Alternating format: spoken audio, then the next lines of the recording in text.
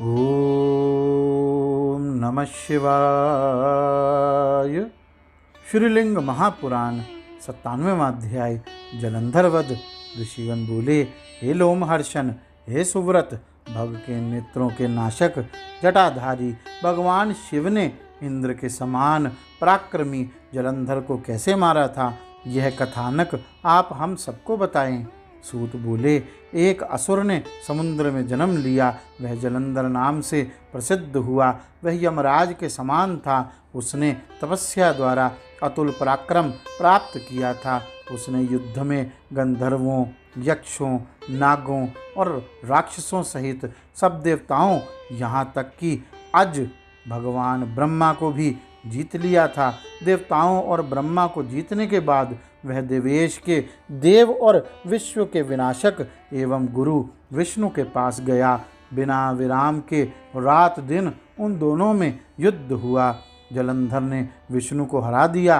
देवताओं के स्वामी विष्णु को हराने के बाद उसने दिति के पुत्रों से कहा कि केवल शिव ही जीतने को रह गए हैं, उसको जीतना न्याय संगत है। युद्ध में मैंने सबको जीत लिया है, केवल वही अजीत बने हैं। हे दानवों, गणों के नेताओं और नंदी सहित शिव जी को जीतकर मैं तुम लोगों में शिव, ब्रह्मा, विष्णु और इंद्र के पदों को वितरण करूंगा। जलंधर की बातों को सुनकर सब अधम मृत्यु का सामना करने में तत्पर पापी दानव लोग खूब गरजने लगे। उन दैत्यों को साथ लेकर बलि जलंधर वह रथ, हाथियों और घोड़ों पर सवार होकर अस्त्र शस्त्रों को लिए हुए वो शिवजी से युद्ध करने के लिए चल दिया। मेरु के शिखर पर स्थित शिवजी ने भी दानवराज को देखा। उन्होंने दूसरों द्वारा पहले ही सुन लिया था कि जलंधर अवध्य है। भग के नेत्रों के नाशक, तीनों लोकों के स्वामी और रक्षक ने ब्रह्मा को दिए गए उनके वचन का पालन करना चाहा। वह अम्बा, नंदी और अपने गणों के सहित थे। उन्होंने हंसते हुए कहा, हे असुरों के स्वामी, इस समय युद्ध से क्या कार्य सिद्ध होगा? तुम मेरे बाणों के द्वारा अपने शरीर को कटे और टुकड़े टुकड़े अंगों के साथ मरने का प्रयास प्रसन्नता पूर्वक कहने के लिए तैयार हो।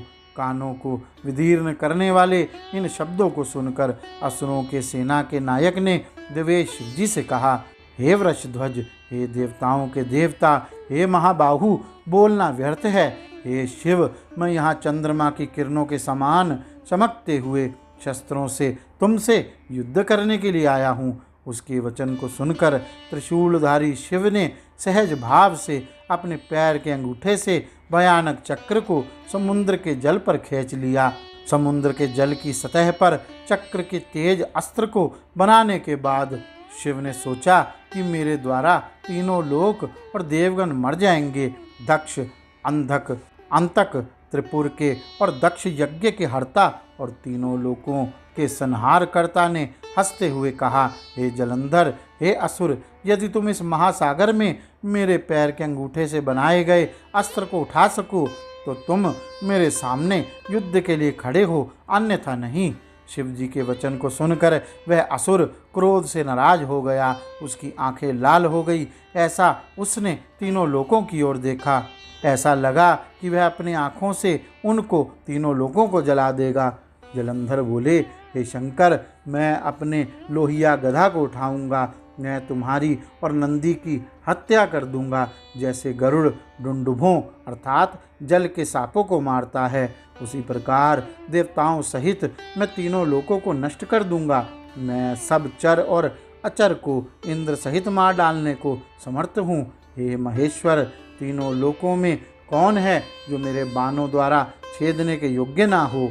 मैंने अपने बचपन में अपने तपोबल से भगवान को जीत लिया था। बलि, ब्रह्मा और मुनिगण देवताओं के प्रमुखों सहित मेरे द्वारा युवावस्था में जीत लिए गए थे। मैंने पहले क्षण मात्र में संपूर्ण चर और अचर सहित तीनों लोकों को जला दिया। हे रुद्र, क्या तुमने तपस्या द्वारा किसी भगवान को पराजित किया है? जैसे पक्षीराज गरुड़ की गंध को सांप नहीं बर्दाश्त कर सकते, उसी तरह इंद्र, अग्नि, यम, कुबेर, वायु, वरुण और अन्य मुझको सहन नहीं कर सकते हैं। हे शंकर, ना तो स्वर्ग पर ना पृथ्वी पर मेरी भुजाओं का कोई प्रतिद्वंदी नहीं ठहरा। हे गणों के स्वामी, मैं अपने बाहुदंड की खुजलाहट मिटाने के लिए सब पहाड़ों को गया और उन सब पर आक्रमण किया। पर्वतों के राजा मंदर, श्रीमान नील, सुंदर मेरू पर मैंने अपने बाहुदंडों से आक्रमण किया। मेरू पर्वत तब गिर गया जब मैंने अपने बाहुओं की खुजली मिटाने के लिए उसको रगड़ा। मैंने लीलावश अपनी बाहुओं से गंगा को हिमवान पर्वत पर रोक दिया। मेरे नौकरों ने स्वर्ग निवासिनी स्त्रियों को पकड़ लिया और जेल में डाल दिया।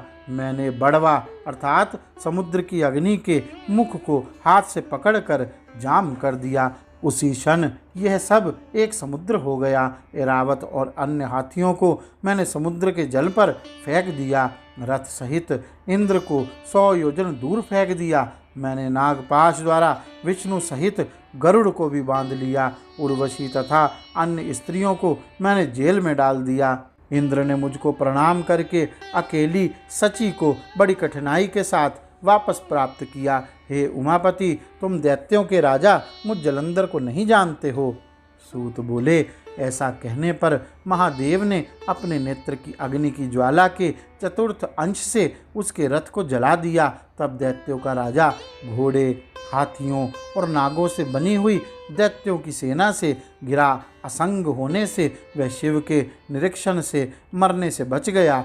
तब उस मूर्ख असुर ने देवेश शंकर से कहा, देवताओं और असुरों में परस्पर संघर्ष से मेरा क्या काम सिद्ध होगा। मैं अकेले एक क्षण में इन सब को नष्ट करने में समर्थ हूँ। मुझको युद्ध का कोई भय नहीं है। हे ईश, यह मेरी तीव्र लालसा है। अतः हे काम दक्ष यज्ञ के शत्रु, अगर तुम में युद्ध करने की शक्ति है तो मेरे वीरों से, अपने भूत गणों और लंगूर मुख वाले नंदी की सहायता से यहाँ तुम मुझसे लड़ने के लिए खड़े हो जाओ। महादेव से ऐसा कहने के बाद वह महान असुर ना तो अपनी जगह से हिला, ना युद्ध में अपने कुल के मर जाने के विषय में कुछ सोचा। उस अभिमानी और उदंड स्वभाव वाले जलंधर ने अपने हाथों से ताली बजाई और सुदर्शन नामक गदा को पकड़ा। उसने उस गदा से शिव का वध करना चाहा।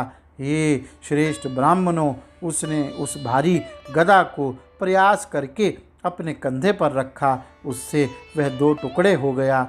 जैसे वज्र से पर्वत 2 टुकड़े हो जाता है, जैसे कि अच्छा पहाड़ इंद्र के वज्र से छिन्न हो जाता है, उसी प्रकार दूसरे अंजन पर्वत के समान वह बलवान दैत्य भूमि पर गिर पड़ा। उसी क्षण उसके भयानक खून से वह पूरा स्थान ढक गया।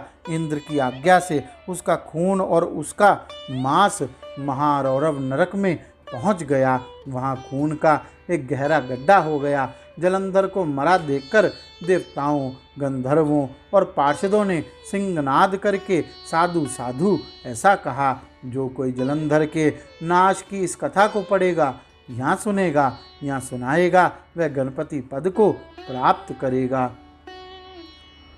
गौरी शंकर भगवान की जय। ओम नमः शिवाय।